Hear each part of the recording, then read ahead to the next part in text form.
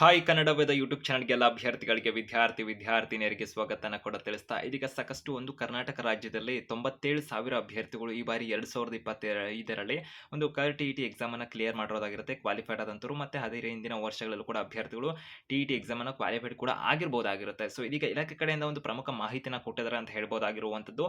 ಒಂದು ಟಿಇಟಿಯ ಒಂದು ಪ್ರಮಾಣ ಪತ್ರ ಇರುತ್ತಲ್ಲ ಅಭ್ಯರ್ಥಿಗಳಿಗೆ, ಆ ಒಂದು ಟಿಇಟಿ ಸರ್ಟಿಫಿಕೇಟ್ ನಲ್ಲಿ ಅಭ್ಯರ್ಥಿಗಳಿಗೆ ಏನಾದರೂ ತಿದ್ದುಪಡಿ ಮಾಡಬೇಕಾಗಿರುವಂತಹ ಸಂದರ್ಭದಲ್ಲಿ ಅಭ್ಯರ್ಥಿಗಳು ಆ ಒಂದು ಟಿಇಟಿಯ ತಿದ್ದುಪಡಿಗೆ ಸಂಬಂಧಪಟ್ಟಂತೆ ಅವಕಾಶನ ಕೊಟ್ಟಿರುವಂತದ್ದಾಗಿರುತ್ತೆ. ಅಂದ್ರೆ ಎಡಿಟ್ ಏನಾರ ಮಾಡಿಸಬೇಕಿತ್ತು ಸರ್ಟಿಫಿಕೇಟ್ ಅಲ್ಲಿ ಕ್ವಾಲಿಫೈಡ್ ಆಗಿರುವಂತ ಅಭ್ಯರ್ಥಿಗಳು ಅಂದ್ರೆ ಇಲಾಖೆ ಕಡೆಯಿಂದ ಮಾಹಿತಿನ ಕೊಟ್ಟಿದ್ದಾರೆ, ಅಧಿಕೃತವಾಗಿ ಒಂದು ಪ್ರಕಟಣೆಯನ್ನ ಹೊರಡಿಸೋದ್ರ ಮುಖಾಂತರದಲ್ಲಿ ಅವ್ರು ಮಾಹಿತಿನ ಕೊಟ್ಟಿದ್ದಾರೆ. ಸೊ ಹಾಗಾದ್ರೆ ಅಭ್ಯರ್ಥಿಗಳಿಗೆ ಎಷ್ಟು ಶುಲ್ಕ ಬರುತ್ತೆ, ಅಂದ್ರೆ ಫೀಸ್ ಎಷ್ಟು ಬರುತ್ತೆ, ಅದಕ್ಕೆ ಏನೇನು ಪೇ ಮಾಡಬೇಕಿರುತ್ತೆ, ನಂತರ ಎಲ್ಲಿ ಅದು ಹೋಗಬೇಕಿರುತ್ತೆ, ಅಭ್ಯರ್ಥಿಗಳು ಆನ್ಲೈನ್ ಮುಖಾಂತರ ಅವಕಾಶ ಇದೆ ಅಂತ ಕೆಲವರು ಕೇಳ್ತಾರೆ, ಮತ್ತೆ ಕೊನೆ ದಿನಾಂಕ ಯಾವಾಗಿರುತ್ತೆ, ಈ ತರ ಒಂದು ಪ್ರಕ್ರಿಯೆಗಳಿಗೆ ಸಂಬಂಧಪಟ್ಟಂತೆ ವಿಡಿಯೋದಲ್ಲಿ ಮಾಹಿತಿನ ತಿಳ್ಕೊಂತೀರಾ. ಹೆಚ್ಚುವರಿ ಅಪ್ಡೇಟ್ಸ್ ಇನ್ಫಾರ್ಮೇಷನ್ ಮಾಹಿತಿನ ಬಿ.ಎಡ್ ಆಗಿರ್ಬೋದು, ಟಿಇಟಿಗೆ ಸಂಬಂಧಪಟ್ಟಂತೆ ಇತರ ಒಂದು ನೇಮಕಾತಿ ಪರೀಕ್ಷೆ ಶಿಕ್ಷಣಕ್ಕೆ ಸಂಬಂಧಪಟ್ಟಂತೆ ಮಾಹಿತಿನ ಪಡ್ಕೊಳ್ಳೋದಕ್ಕೆ ಕನ್ನಡ ವೇದ ಯೂಟ್ಯೂಬ್ ಚಾನಲ್ ಹೊಸದಾಗಿ ವಿಡಿಯೋ ನೋಡ್ತಿರುವಂತಹ ಅಭ್ಯರ್ಥಿಗಳು ಚಾನಲ್ಗೆ ಹೊಸಬರು ಸಬ್ಸ್ಕ್ರೈಬ್ ಆಗಬಹುದು, ಬೆಲ್ ಐಕಾನ್ ಕೂಡ ಕ್ಲಿಕ್ ಮಾಡಿ ಇಟ್ಕೋಬಹುದಾಗಿರುತ್ತೆ. ಮತ್ತೆ ನಿಮ್ಮೆಲ್ಲ ಸ್ನೇಹಿತರಿಗೆ ವಿಡಿಯೋ ನಿಮಗೆ ಸಹಾಯ ಆದ ನಂತರ ಅವ್ರಿಗೂ ಕೂಡ ಶೇರ್ ಮಾಡಿ, ಅವ್ರಿಗೂ ಕೂಡ ಸಹಾಯ ಆಗಲಿ ಅಂತ ಕೂಡ ತಿಳಿಸ್ತಾ ಸೊ ಒಂದೊಂದಾಗಿ ಎಕ್ಸ್ಪ್ಲೇನ್ ಮಾಡ್ತೇನೆ ಅಭ್ಯರ್ಥಿಗಳಿಗೆ. ಈಗ ವಾಟ್ಸ್ಆಪ್ ಮತ್ತೆ ಟೆಲಿಗ್ರಾಮ್ ಲಿಂಕ್ ಇರೋ ಡಿಸ್ಕ್ರಿಪ್ಷನ್ ಅಲ್ಲಿ ಕೂಡ ಹೆಚ್ಚುವರಿ ಮಾಹಿತಿನ ಪಡ್ಕೊಂತ ಇರಬಹುದಾಗಿರುತ್ತೆ ಇನ್ಸ್ಟಾ ಮುಖಾಂತರ ಕೂಡ ಅಂತ ತಿಳಿಸ್ತಾ ವಿಡಿಯೋ ನೋಡೋಣ ಬನ್ನಿ ವಿದ್ಯಾರ್ಥಿಗಳೇ. ಅಭ್ಯರ್ಥಿಗಳಲ್ಲಿ ಗಮನಿಸ್ತಾ ಇರಬಹುದಾಗಿರುತ್ತೆ, ಕರ್ನಾಟಕ ಸರ್ಕಾರದ ಒಂದು ಕೇಂದ್ರೀಕೃತ ದಾಖಲಾತಿ ಘಟಕದ ಕಡೆಯಿಂದ ಸುತ್ತೋಲೆಯನ್ನು ಪ್ರಕಟ ಮಾಡಿರೋದಾಗಿರುತ್ತೆ. ಜನವರಿ 16, 2026ರಂದು ಟಿಇಟಿಯ ಅರ್ಹತಾ ಪರೀಕ್ಷೆಯ ಪ್ರಮಾಣ ಪತ್ರದಲ್ಲಿ ತಿದ್ದುಪಡಿಯನ್ನು ಮಾಡೋದಕ್ಕೆ ಸಂಬಂಧಪಟ್ಟಂತೆ ಮಾಹಿತಿನ ಕೊಟ್ಟಿರುವಂಥದ್ದಾಗಿರುತ್ತೆ.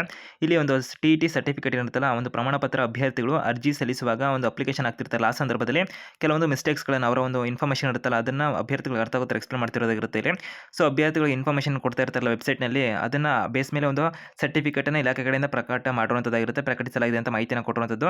ಒಂದು ಆಧಾರದ ಮೇಲೆ ಅವರು ಸರ್ಟಿಫಿಕೇಟ್ ಕೊಟ್ಟಿದ್ದಾರೆ. ಆದರೆ ಅನೇಕ ಅಭ್ಯರ್ಥಿಗಳಿದ್ದಾರಲ್ಲ, ಅವರ ಒಂದು ತಂದೆ ತಾಯಿ ಹೆಸರಾಗಿರ್ಬೋದು, ಅವರ ಹೆಸರಾಗಿರ್ಬೋದು, ನಂತರದಲ್ಲಿ ಹುಟ್ಟಿದ ಒಂದು ತಾರೀಕಾಗಿರ್ಬೋದು, ಒಂದು ದಿನಾಂಕಗಳನ್ನಾಗಿರ್ಬೋದು, ನಂತರದಲ್ಲಿ ವರ್ಗ ಒಂದು ಕ್ಯಾಟಗರಿ ಯಾವ್ದು ಸಂಬಂಧಪಡುತ್ತೆ ಅದಾಗಿರ್ಬೋದು, ಇತ್ಯಾದಿಗಳನ್ನು ತಿದ್ದುಪಡಿಗಾಗಿ ಫೋನ್ ಮುಖಾಂತರ ಇಲಾಖೆನ ಸಂಪರ್ಕ ಮಾಡ್ತಿದ್ದಾರಂತೆ. ಸೊ ಆ ನಂತರದಲ್ಲಿ ಆದ್ದರಿಂದ ಇಂತಹ ತಿದ್ದುಪಡಿಗಳ ಅಗತ್ಯ ಇರತಕ್ಕಂಥ ಅಭ್ಯರ್ಥಿಗಳಿದೆಲ್ಲ ಪ್ರತಿಯೊಂದು ತಿದ್ದುಪಡಿಯ ಬಗ್ಗೆಯೂ ಪ್ರತಾಂತ್ರಿಕ ಅಧಿಕಾರಿಗಳಿಂದ ದೃಢೀಕರಿಸಲ್ಪಟ್ಟ ಪೂರಕ ದಾಖಲೆಗಳು ಮತ್ತು ರು 200 ಈ ಕೆಳಗಿನಂತೆ ಪಾವತಿಸಿ ಕೋರಿಕೆಯ ಪತ್ರವನ್ನು ಈ ಕಚೇರಿ ವಿಳಾಸಕ್ಕೆ ಮುಂದಿನ 1 ವಾರದ ಒಳಗಡೆ ಕಳಿಸಲು ಸೂಚಿಸಲಾಗಿದೆ. ಆ ನಂತರ ಬಂದ ಮನವಿಗಳನ್ನು ಪರಿಗಣಿಸಲಿದೆ ಅಂತ ಮಾಹಿತಿಯನ್ನು ಕೊಟ್ಟಿದ್ದಾರೆ. ಸೊ ಜನವರಿ 16, 2026ರಿಂದ 26ರಂದು ಇವರು ಸುತ್ತೋಲೆ ಹೊರಡಿಸಿರೋದ್ರಿಂದ ಮುಂದಿನ 1 ವಾರ ಅಂತ ಮಾಹಿತಿಯನ್ನು ಕೊಟ್ಟಿದ್ದಾರೆ. 1 ವಾರ ಅಂತ ಹೋಲಿಕೆ ಮಾಡಿದಂಥ ಪಕ್ಷದಲ್ಲಿ 1 ವಾರ ಸಮಯ ಏನು ಬರುತ್ತಲ್ಲ, ಆ ಸಮಯದ ಒಳಗಡೆ ನೀವು ಅರ್ಜಿನ ಸಲ್ಲಿಸಬೇಕಿರುತ್ತೆ. ಏನಾರ ನಿಮ್ಮದು ತಿದ್ದುಪಡಿ ಆಗಬೇಕಿತ್ತು ಅನ್ನೋಂಥ ಸಂದರ್ಭದಲ್ಲಿ ಅಭ್ಯರ್ಥಿಗಳಿಗೆ ಇಲ್ಲಿ ಅವರು ತಿಳಿಸಿರೋದಾಗಿರುತ್ತೆ.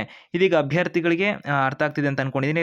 ಶುಲ್ಕ ಬಂದ್ಬಿಟ್ಟು ಎಷ್ಟು ಅಂತ ಕೇಳ್ತಿರಲ್ಲ, ₹200 ಇಲ್ಲಿ ಅಭ್ಯರ್ಥಿಗಳಿಗೆ ಶುಲ್ಕ ಇರುವಂಥದ್ದಾಗಿರುತ್ತೆ. ಮತ್ತು ಅಧಿಕಾರಿಗಳ ಕಡೆಯಿಂದ ದೃಢೀಕರ ಆಗಿರತಕ್ಕಂಥ ಒರಿಜಿನಲ್ ಡಾಕ್ಯುಮೆಂಟ್ಸ್ ಇರುತ್ತಲ್ಲ, ಅದನ್ನು ನೀವು ಸಬ್ಮಿಟ್ ಮಾಡಬೇಕಿರ್ತದೆ ಅದರ ಜೊತೆಗೆ ಅಂತಂದ್ಬಿಟ್ಟು.